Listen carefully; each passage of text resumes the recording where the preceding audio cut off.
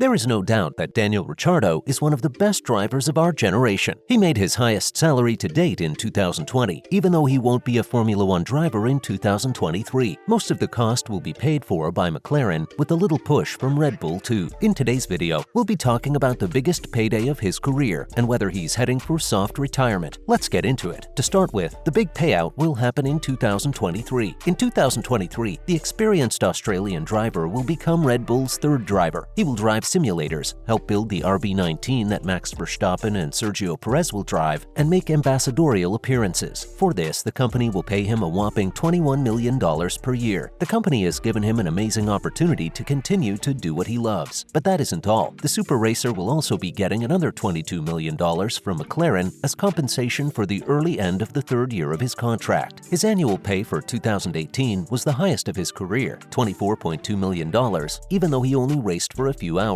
Sign us up to be F1 racers too. This new raise will bring his total earnings from Formula One to nearly $121.4 million. He can get a Scrooge pool. While it would do wonders for the racer and his family, the deal is also good for McLaren. They did the math to find out that it would be cheaper to buy out the last year of the racer's contract and put Oscar Piastri in his place than to keep him on the team. This is because he agreed to a pay raise for 2023, and in 2022, he was already the fifth highest paid Formula One driver. After a bad F1 season in which he finished 11th, McLaren decided to let him go. At least he'll have all that money to keep his engines running. Up next, we've his current salary and overall net worth. Many people think that Daniel Ricciardo is one of the best drivers in the sport. He just got a contract extension worth millions of dollars, so it's not just his fans who think he's awesome. All the major competitive teams think so too. So what does the fast-paced life of being an F1 driver pay? It's a lot. He restarted his career with McLaren in 2021 after having a pretty bad time with Renault. Even though he hasn't won a race since the 2018 Monaco Grand Prix, the Australian is still thought to be one of the best drivers in F1. Well, he's a force to be reckoned with, that's for sure. His Monaco win is still the most memorable moment of his career to date. He came in second that day behind Lewis Hamilton, but he got even in 2018 by driving well despite having a problem with his power unit and passing Sebastian Vettel of Ferrari on the last lap in Monte Carlo. We've got some exclusive intel from inside the Formula One paddock that Ricciardo's salary at McLaren was $15 million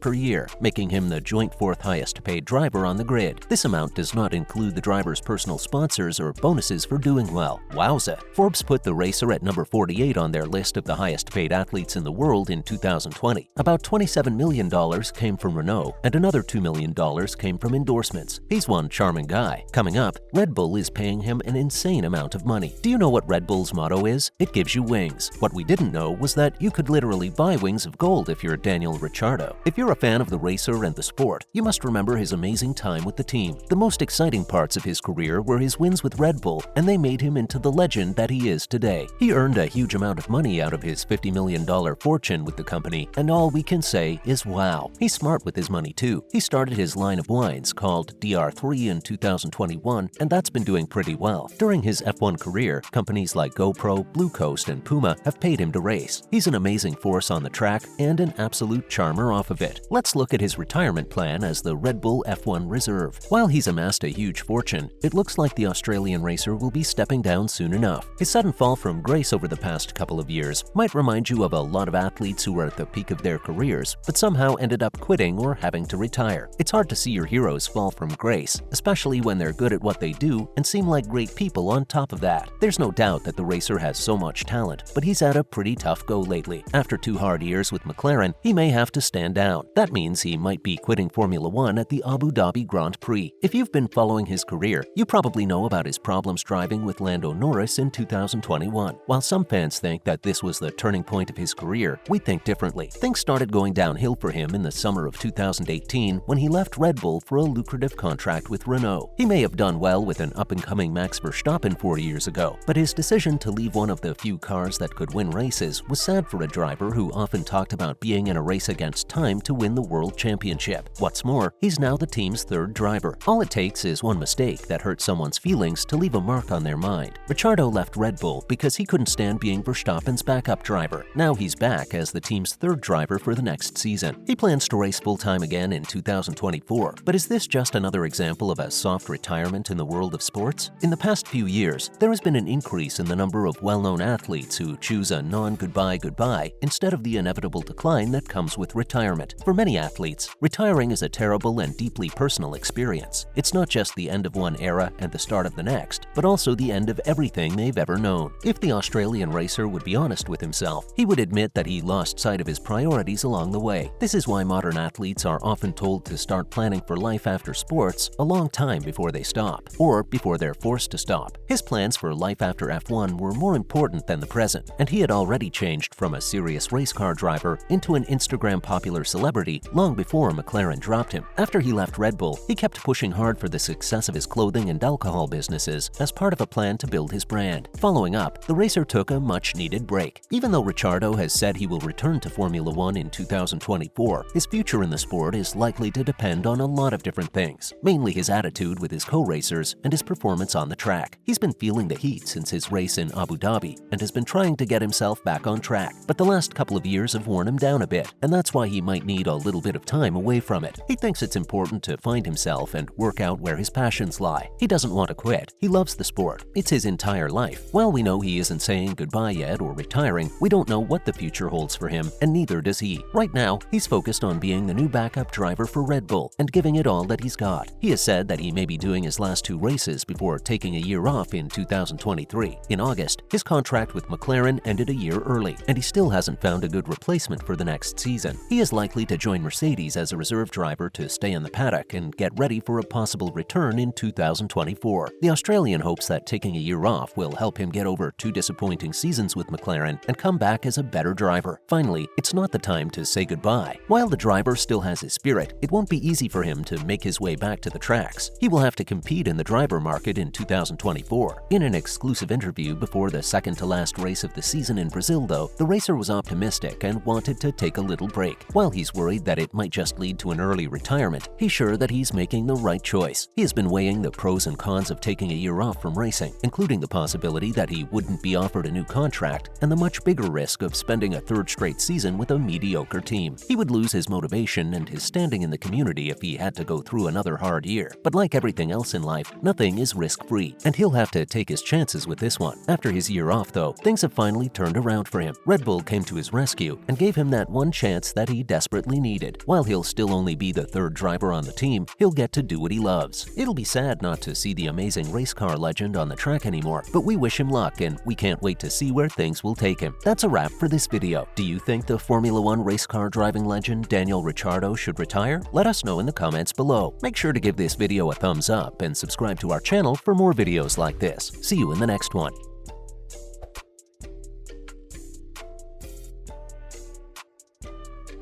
You know, we tried